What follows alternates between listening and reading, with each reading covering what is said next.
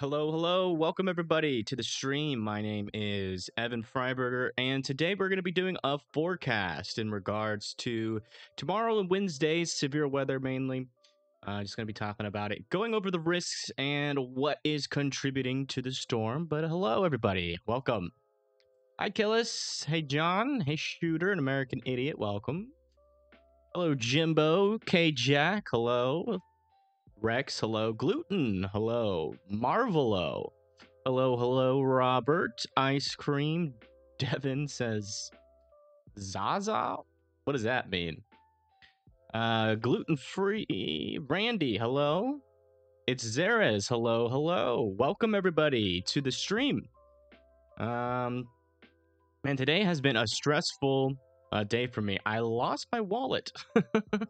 I don't know where it is. I've been searching probably for all day, like 4 or 5 hours, driving back and forth because I went Aurora chasing. I thought maybe it fell out of my jacket pocket. But yeah, can't find it.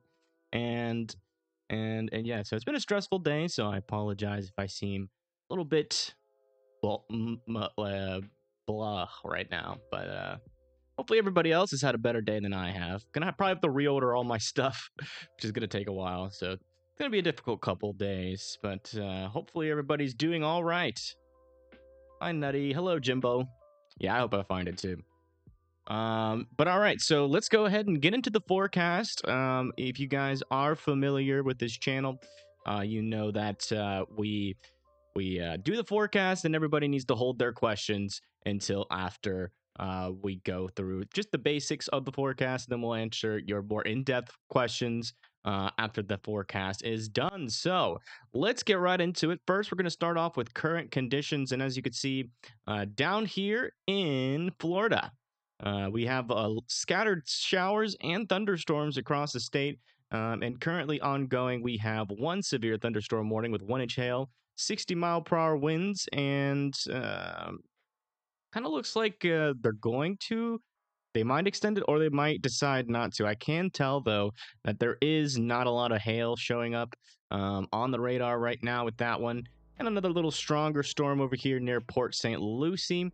None of these storms are really exhibiting too much rotation. This one's got a little bit, but it's not really past my my threshold for concern. Oh, this one's got some tight rotation to it. Interesting. Right there. I'll have to see how that, not really associated with any reflectivity, so we'll have to see if that gets warned or not. If it does, we will cover it while we're doing the live stream. But yeah, let's go ahead and do what we always do, which is start off with the widespread radar here and just kind of look at the current conditions across the nation. As you can see, we do have the storms ongoing down there in Florida when we have some spotty rain. But you know what? One thing I am noticing is like no snow. Not even up really in the mountains that much. Maybe a little bit over here in Montana, but that's just about it in terms of snow. Just a couple little areas with some rain and thunder, with the most activity happening down here in Florida. So yeah, that's pretty much it for the current conditions. Not a lot to talk about there, but we do have some things to talk about on the models. First, we're going to go through the temperatures here. And as you can see, it is colder across most of the country, with this little tongue here of warm weather making it all the way up into the mid portions there of Canada up there. And then let me see if I can get this zoomed in a little bit better. Where do all my cities go? Huh. Interesting. That's a little bit annoying. Huh. Anyways, let's just center that. Sorry if you live in the Pacific Northwest. I don't know what the zoom levels are doing on Radar Omega. They might have changed it on a recent update, but pretty much if you live in the southeast or the southern plains, it's going to get cold during the night and then warm during the day. Cold during the night, warm during the day. Kind of typical spring temperatures, except for during the night times it'll be a little bit cooler than average, especially for, you know, areas around Oklahoma City up into Nebraska and Kansas there. But for the most part, it's just going to be kind of this battle of the cold and warmer weather from the southern plains all the way from the southeast and going up into the Ohio Valley. Up into the northeast, you can see that the temperatures are going to just kind of be cold, except if you live on the coast. Unfortunately, we do not have the temperature anomaly, so I'm not really sure if that's colder than average or not. But definitely cooler still up there in the Northeast, especially during the night times over there. And then over here in the Pacific, in the West Coast here, you can see that it is actually going to get pretty warm over here down in Southern California and Arizona, and up in the Pacific Northwest. It's just kind of the same thing, except for right around here on the 26th. We're starting to see some warmer temperatures, even make it all the way up into Washington and Oregon here, up to into the 70s there. So you guys have been dealing with a lot of abnormal cold during the beginning of spring with all those atmospheric rivers, but it seems like things are going to start warming up also on the West Coast, at least over the next 3.5 days there. So yeah, kind of a little bit of leftover cold slowly moving out of the United States. So if we go over here to the precipitation type, let's see if we have any snow that is coming across the nation here. And a little bit there in the mountains in Idaho, Wyoming, and Colorado. And that kind of works its way all the way down there into Colorado, and almost, is that making it in? Maybe even some snowflakes just to the south of Comanche National Grasslands there in parts of Oklahoma and Texas. I don't think that there's a high probability of this happening, especially because sometimes the NAM has a cold bias. So, does that actually happen or not? We'll keep an eye on it. We'll be doing forecasts today, tomorrow, and the next day, and also some live streams as well covering the severe weather. And if that continues to show up on the models, it's something to keep in mind there. Maybe a little rare April snow for parts of Texas and Oklahoma. And then we see that severe weather make its way into Texas there. And then that moves off to the north, or that kind of just moves off to the east there. Kind of a big rainmaker here for the southeast. And that's really going to start there in Texas tomorrow. And then that's going to move all the way through from tomorrow all the way into the 28th there, exiting out of the country, probably around the 29th. So we're going to have severe weather. Not severe, well, some severe weather and some just regular weather, especially over here in the southeast, where we're just getting some heavier rain there.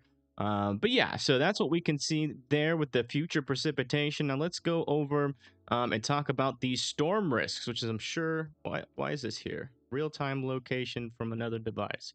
Oh, that's great. That's just wonderful. All right. Yeah, so let's go over to the severe weather here. We're going to turn on today's risk, which is still a slight risk over here down in parts of Florida. Let me go turn over to the freezing rain here so you can see a little bit more clear.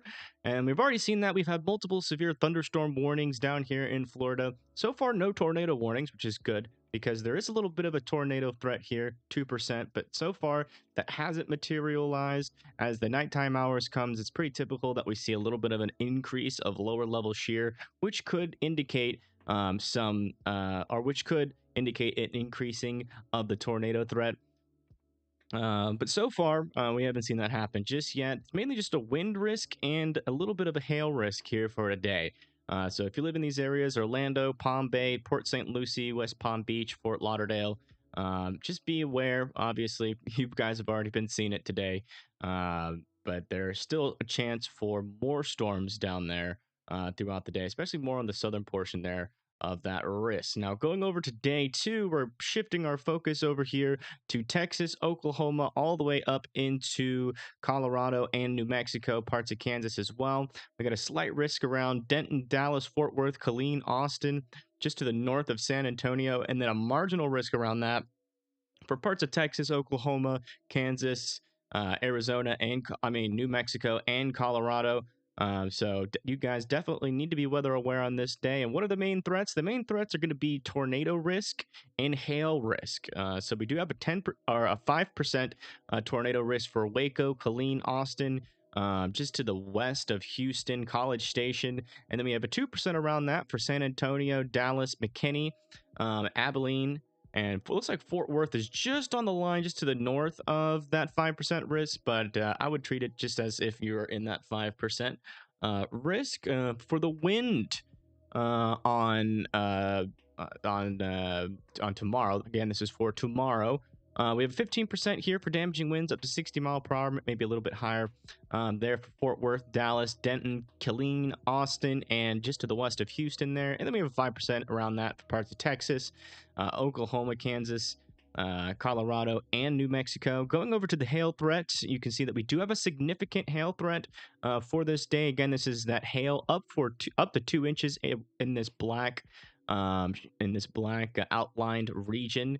And that is for Fort Worth, Waco, College Station, Killeen, New Braunfels, Brownwood, and Abilene. And then around that, we do have a 15 and a 5% hail risk, and that is indicating hail up to quarter sized. And so definitely a dangerous day. In terms of being maxed out, no, definitely not like super crazy day by any means. But there is a 5% tornado risk and hail risk. So you guys are definitely going to want to pay attention to these storms as they come through tomorrow. So if we go over to the HRRR, we can kind of get a view on what we could be dealing with here. And first, we're going to look at how much CAPE is in the atmosphere, because that gives us an indication of what to expect in terms of how strong some of these storms can be. And as you can see, there is going to be a decent amount of CAPE there going into tomorrow. I would say that's about a 2 out of 5 in terms of the amount of CAPE that's going to be present tomorrow. Going over to check to see if there is spin in the atmosphere. There's definitely, it's kind of an interesting event. I mean, the shear values are going to be there. It's kind of a weird storm. In terms of how it's not really organized, but it will still cause a severe weather and a tornado threat. But again, as you can see, there's not a lot of upper level shear here. Going down to the lower levels, there's really not a lot of lower level shear, but any storm that does fire can rotate, so there will be that tornado potential. If we go over to the cap, there is a little bit of capping in place, so storms are going to have to fight that in order to fire. These are kind of what the storms are going to look like. Again, this is just one model, so keep that in mind for tomorrow. So yeah, some stronger storms firing at around 5 to 7 p.m. around the Austin, Killeen area, and then there's also still potential for any of these storms up here near Fort Worth to convect if they break through that cap. And they can all cause problems, so definitely need to be weather aware tomorrow if you live in those areas. And so let's go over to the next day, which is day 3 here, and this is going to be for Wednesday. So you can see we also have a slight risk. We don't have any of the categorical risks, but if you live, in Killeen, Fort Worth, Denton, Dallas, Tyler, Texarkana, Paris, McKinney, Shreveport, and Louisiana, and then little tiny parts here of Arkansas, you guys do need to be weather aware. You're in that 2 out of 5 for severe risk. I think the main threat for this day is also going to be, a small chance for tornadoes and large hail, potentially some damaging winds with this. And we're talking about a 1 out of 5 there in parts of Oklahoma, Arkansas, Louisiana, and Texas. So multiple things to pay attention to. Multi-day severe weather threat, kind of for the same areas here. But yeah, going into Friday, we do have a little bit of a look on the HRRR. As you can see, it's just kind of picking up on the very initial convection of this storm, and you can see that there are some storms firing there near Fort Worth. Go over to the upper levels. There's definitely going to be more shear on Wednesday than there is going to be Tuesday. Still kind of weak lower level shear, but it's still present, so that definitely needs to be watched. And then also going over to the Cape, is definitely plenty of instability going into the day there. So definitely some potentials there for supercells to spin, drop potentially large hail as well, maybe even very large hail of up to 2 inches. So definitely something everybody's going to need to be weather aware there for that day. And we're gonna be live both these days covering these events, especially if they both have 5% tornado risk, which I don't think is too crazy to think could happen. So that is the latest update all around the board. Does anybody have any questions? Let's see. We'll go over to the radar here. And we'll start off with tomorrow's risks. Now is the time where you put your city and state in chat and we check what your risks are. And this is going to be for Tuesday 1st. All right. We got Belton, Texas. And we're going to switch this over to the tornado threat for now. It looks like Belton, Texas is in that 5% tornado risk. Florence is not in any of the risks on these next 2 days. Ponder, Texas is in the 2% risk. Lone Oak, Texas. It's like Lone Oak, Texas is just outside of the risk. And don't worry, we're going to keep these pins up and look at the other risks. But while we put the pins in, Fort Worth, Texas, going to be leaving Thursday. Gotcha. Yeah, still means a risk. Still, that means you need to be paying attention, especially because there's going to be chances for large hail as well. Fort Worth is in that 2% tornado risk.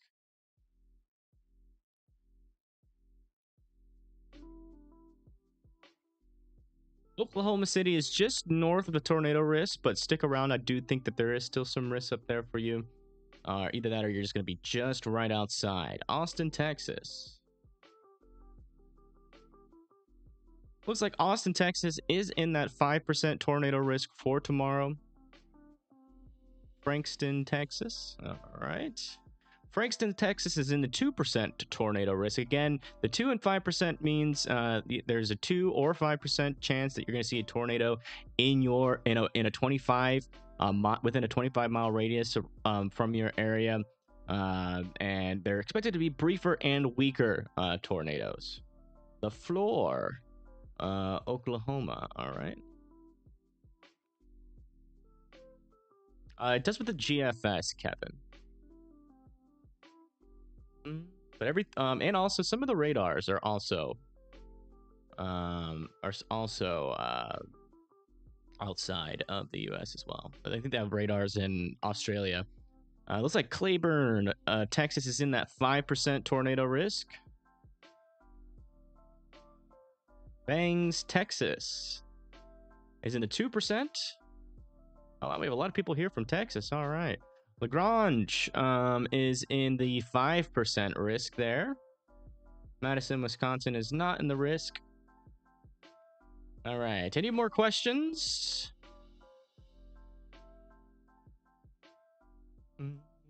Granbury.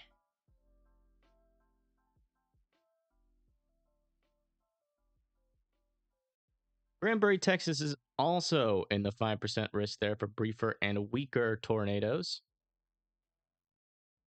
Only down in Texas for a few days. Well, it's going to be an interesting couple days if you're in the wrong area, that's for sure. Anchorage, Alaska. It's funny. All right, so those are the tornado risks. Hold your city and state just for a little bit as we go over the rest here. So this is the wind risk. And a lot of you guys are in that 15% chance for damaging winds. Up to 60 miles per hour. Lagrange is in there. Austin's in there. Belton is in there. Claiborne, Granbury, Fort Worth, and Ponder, Texas are all in this 15% chance or 60 miles per hour wind. So you do want to be weather aware. It looks like Oklahoma City and LaFleur, Oklahoma are outside of the wind risk. But Frankston, Lone Oak, and Bangs, Texas, are all in that 5% for damaging winds. The hail, looks like a lot of you guys are also in the significant hail risk. Again, that is Lagrange, Austin, Belton, Bangs, Fort Worth, Granbury, and Claiborne are all in that 15% hash risk for large hail of up to 2 inches. So make sure you are definitely weather aware. Have your cars and kids and pets indoors when these storms come through. Frankston, Lone Oak are in the 5% for quarter-sized hail. Ponder, Texas, in the 15% for quarter-sized hail. Looks like Oklahoma City is actually in the 5% there for quarter-sized hail. And LaFleur is just outside of it. So those are... that is everybody here. So hopefully That helps. Again, that's going to be for tomorrow's severe weather risk, and there is a cap, going to be a cap in place. But the current thinking is right now, if that cap does break, this is kind of what we're going to see. Is there any possibility for upgrade? I don't think that's very likely. There is a lot of disagreements on a lot of the on a few of the models. So because of those disagreements, it's not a very organized system either. So that lowers confidence because it can happen a couple of different ways. So, the reason why it's a 5% and probably not a 10% is just mainly because there's not a lot of confidence. And the sheer values are not too crazy. Spin in the atmosphere. This is for tomorrow. Hello, Max. All right. Glad to see you're here.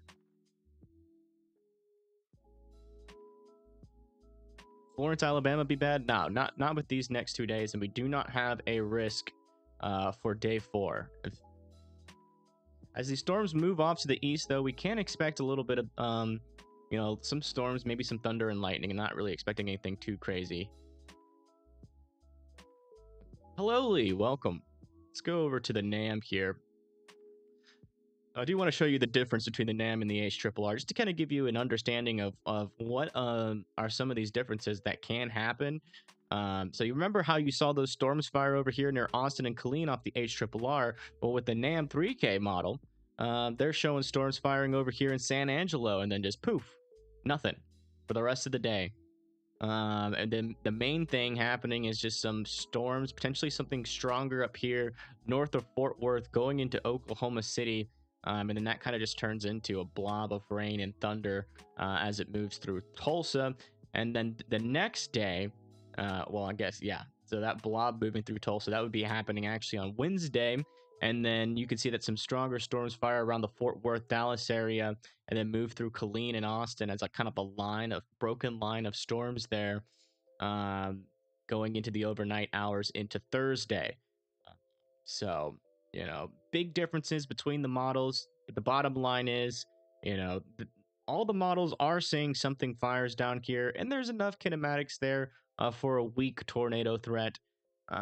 So, definitely want to be weather aware. You know how some of these storms can act during April. We've seen some crazy stuff, even when, it's been a 2 or 5%. So, definitely always good to be weather aware. Reed has his Dominator 3 and they're heading to Texas. Oh, man. I don't know, guys. I might just watch Reed stream all day tomorrow and just not live stream. That looks weird on the thumbnail. What looks weird? Probably don't see what you see. Can I show you guys the HRRR? You didn't see it? Sure. Yeah, we'll look at the HRRR again. So here's the HRRR model. We'll go over to the 18Z. And moving this forward, as you can see, the HRRR model. So you just saw the NAM model is firing primarily over there. But the HRRR model fires a few cells there in Austin, just to the north of San Antonio. And then potentially some cells fire off there near Fort Worth and Dallas. Now, there's also another model that I don't have access to, but I have seen the run of it. And it fires some strong storms up here. And so this is what I'm saying. So that model is saying strong storms up here. HRRR is saying strong storms down here. And then the NAM says only like 1 or 2 storms fire down here. They all agree that they're going to get showers, thunderstorms, maybe potentially some severe weather over in this area, going like in this area. And then over here is mainly primarily going to be just thunder, rain, and lightning. And so we do have still some pretty big disagreements, but all in all, if you add all these disagreements together, you do kind of get that area that is highlighted here for the risk. And that's why, so it's going to be hit or miss down here, but whoever does get hit by the storms is definitely can expect some very large hail, a chance for tornadoes. And so you definitely need to be weather aware.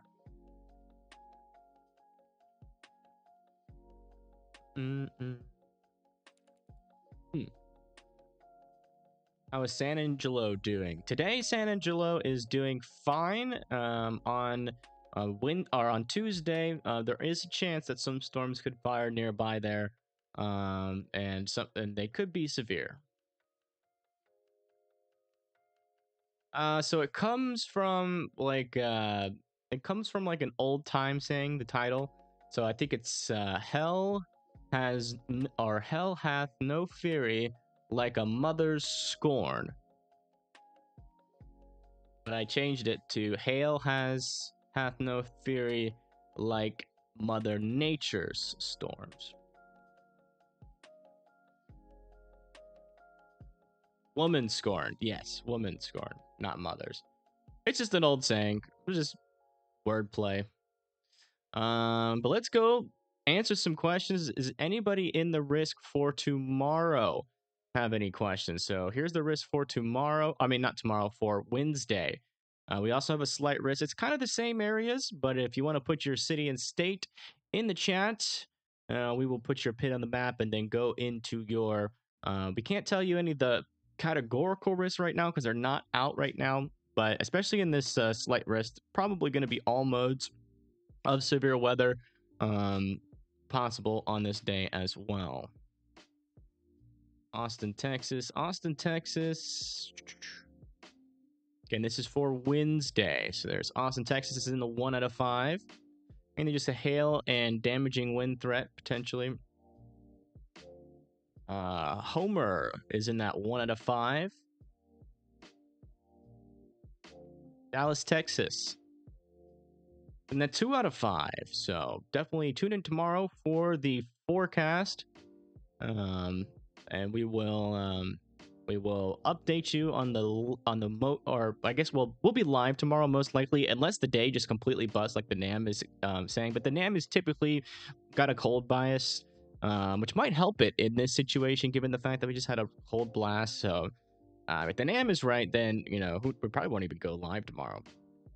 So let's see, Lone Oak, you were in the 2 out of 5 there. Bangs, Texas is in the 2 out of 5 for severe weather on Wednesday.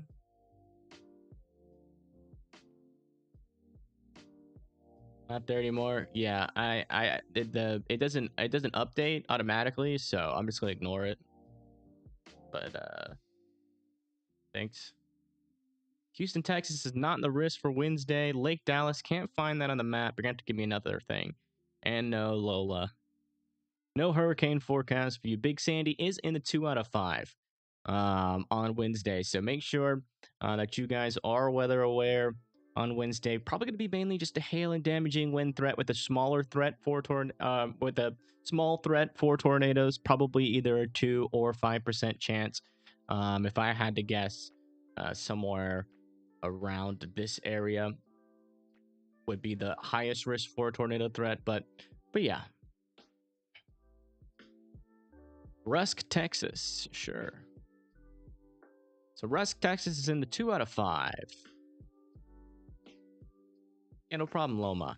By the way, guys, if you haven't subscribed yet or liked the stream, please consider it. Hitting that subscribe button, which is a button that's underneath the video that says subscribe. If you flip your phone from this way to this way, you'll see a subscribe button right under the video to the right. Hitting that allows you to get notified for all of my future forecasts. And also hitting that like button does help us reach more people.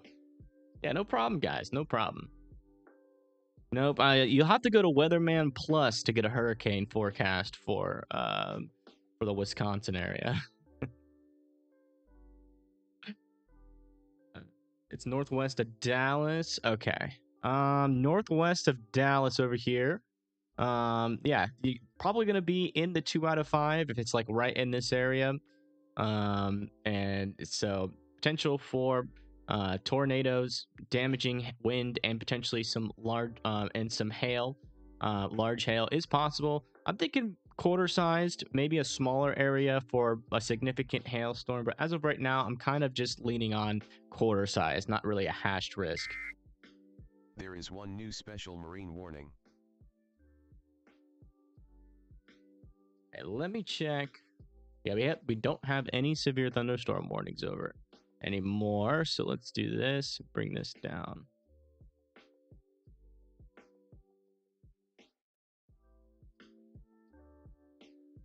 we go. Okay, Kevin. Yeah, a lot of people are in the path of this storm here. So we'll definitely be live to cover it both days, most likely. Tomorrow's a little bit conditional, but if those storms fire, they're going to be pretty strong and they're going to have a tornado potential. So we're definitely, if they do fire and break through that cap pretty easily, we will be live. He's got here anything for Florida. Yeah, we did have some severe weather happening in Florida. Still some strong storms, just none of them are severe at the moment. Just mainly heavy rain, lots of thunder, heading towards Bonton Beach, Coral Springs, Fort Lauderdale, Homestead, and Miami. And then up here to the north near Port St. Lucie. Oh, never mind. We've got a new severe thunderstorm warning here for White City, Eldred, and River Park, Port St. Lucie. Tornado possible tag with 1-inch hail and 60 miles per hour. A little bit of rotation there, but not particularly concerning just yet. There is one new severe thunderstorm warning for Florida.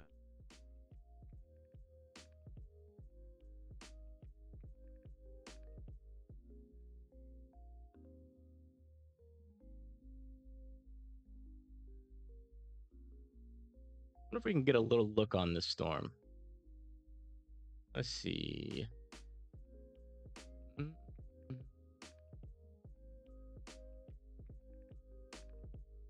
Here. And this new update in Google is super annoying. What in the heck? Radar Omega just lost its dang mind. Oh, they need to fix this problem. You see how it, like, just glitches right there? Like, that's not what's currently happening. See that glitch? It only happens on Radar Omega. Nowhere else. I've checked.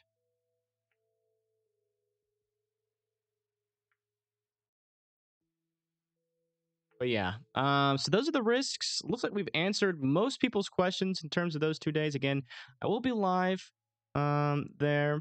I am still gonna want to see. Let me check see if we have any cams here. Just maybe we can do a little bit of digital storm chasing. See what the storms are doing.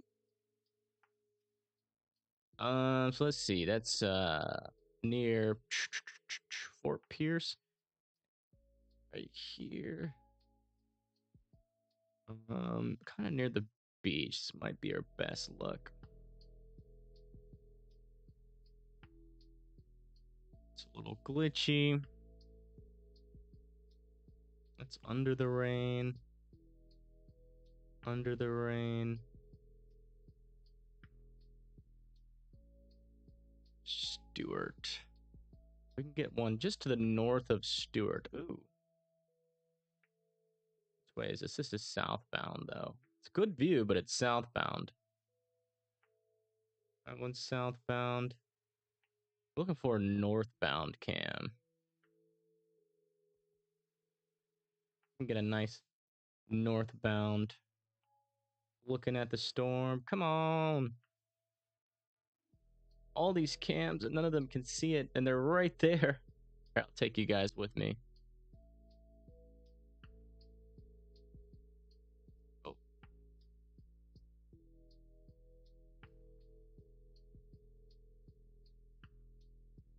The heck?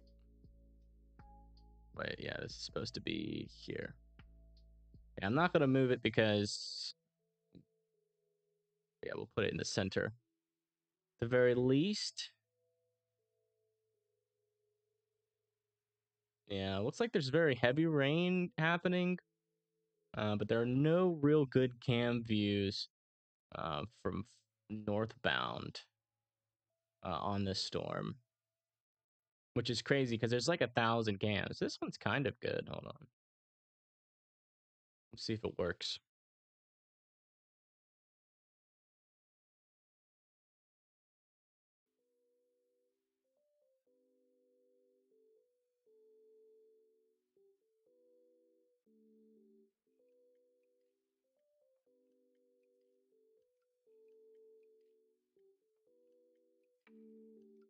Those. What? Really? It just loads and then it stops?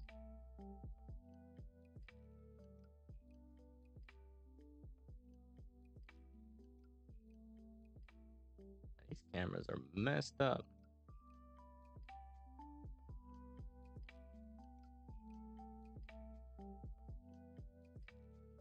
Don't think this is a bad view if we can get it to work. Weather is going to be crazy in the near future, with it cold on the east and hot on the west. Yeah, it's just going to be annoying. A lot of people are waiting for that nice, consistent springtime temperatures, and we're just not going to get it, especially over in the east. Ah, dang it. That's frustrating. This one's northbound. And it's all glitchy. Florida cams for you.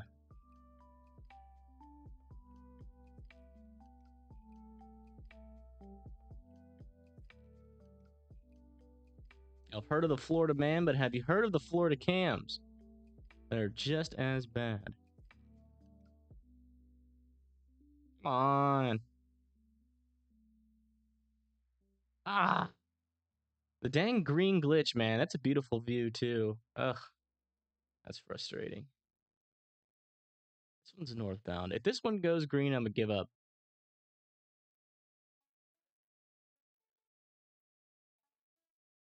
Not really the best view. And that's annoying. Whatever. It is what it is.